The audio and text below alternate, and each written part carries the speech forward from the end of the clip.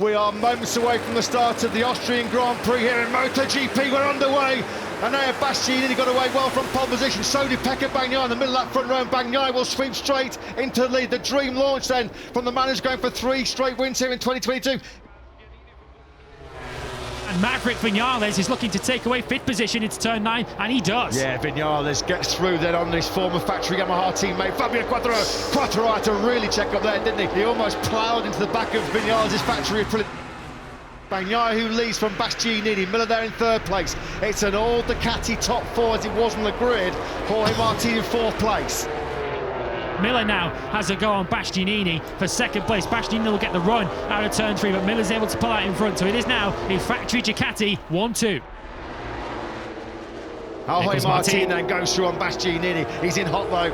He got through what for a split second. Bastianini just kept the inside line and got back through. Now these two, there's more than just pride and points at stake here. These two are fighting for one of the most sought after seats in MotoGP in 2023. It's Martin versus Bastianini for the podium here in Austria. It's Martin versus Bastianini for a factory Ducati seat in 2023.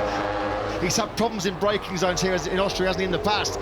Don't forget 2020 when he had brake failure on the Yamaha. He had to jump off at about 140 miles an hour. Quartararo is fighting like a lion here, isn't he? What a job he's doing. He's got through on Bastianini. Bastianini's got a problem. Oh. There's a problem here for the Gresini Ducati manager. What happened there to Enea Bastianini? What on earth happened there to the Italian number 23 bloke? He's got a major problem. He's got a major issue here, Enea Bastianini. He runs completely off into turn number 4. Has he got some kind of braking problem? Miller gets up the inside of Pecco Bagnaia. Is he going to get in a little bit hot?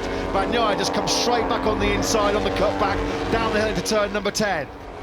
Here comes Marini. He's found a way through on Maverick Vinales. It doesn't look like it's going to be a podium to celebrate his 200th Grand Prix start, although he's not going to give up this 7th place, is he, without an almighty fight? In fact, he has rescued it back. It's Darren Binder who's brought those yellow flags out, by the way. He's crashed out his Grand Prix. That's going to be very tight really close. to be. Marini, though, is now clear of Vinales.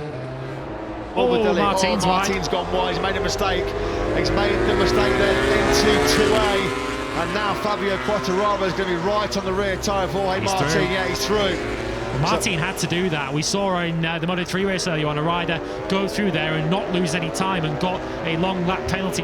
No penalty here for Jorge Martin. He lost sufficient time on that cut through the new chicane. That was where he actually lost that podium place to Fabio Quartararo.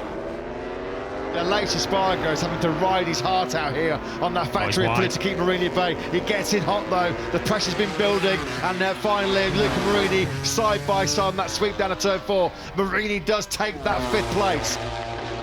Quartararo's in that Italian sandwich again, isn't he, that he talked about on Friday. Look at this, is a great move. Oh, brilliant by Fabio Quartararo. You can see that coming a mile off. He set it up going into the chicane. Is he going to get outgunned on the climb up towards turn 3? No, he's not. Miller tries to hold on to 3rd place. Unbelievably close action here in MotoGP. This is one of the moves of the season, the move of a champion. Absolutely awesome by Fabio Quartararo. He set that up in the braking zone on the blind entry, the first gear run into turn 2A. On the flip-flop, the most aggressive change direction on the whole calendar. He got through on Jack Miller's inside. Absolutely awesome.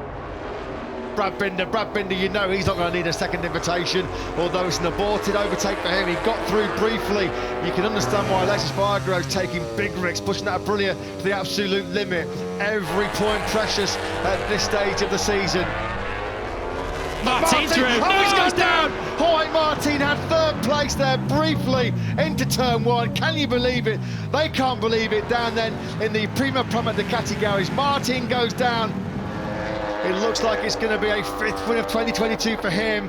7th heaven for Ducati. Magnificent 7 wins for the Bologna factory here in Austria. Pecco Bagnaia wins at the Red Bull Ring in Spielberg in 2022. Awesome respect there shown between those 4 riders. Absolutely fantastic job. Bagnaia will be a threat through the remainder of this season. He's proven that once again. He takes another 5 points out of the World Championship deficit back to Fabio Quartararo. 3 wins in a row for the first time in his career. Valentino Rossi, the only other Italian that managed that in the modern 4-stroke MotoGP era. And a beautiful trophy The trophy, of course, that mirrors the track layout here at the Red Bull Ring, that once again belongs to Ducati, and today it belongs to Pecco Bagnaia.